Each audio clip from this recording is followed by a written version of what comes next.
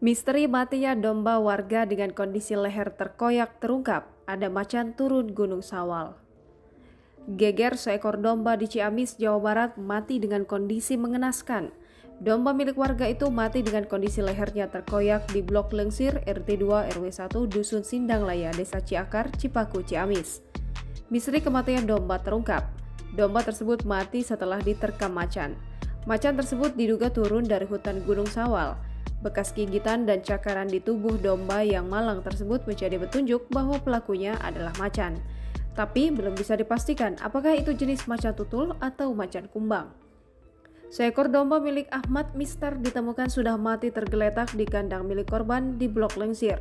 Lokasi kandang tak jauh dari sisi hutan Gunung Sawal. Agar kejadian serupa tidak berulang, menurut Tatan, pihak BKSDA Seksi 6 Wilayah 3 Ciamis, Kamis ini melakukan sosialisasi pada masyarakat dan melakukan upaya-upaya agar kejadian serupa tidak terulang kembali.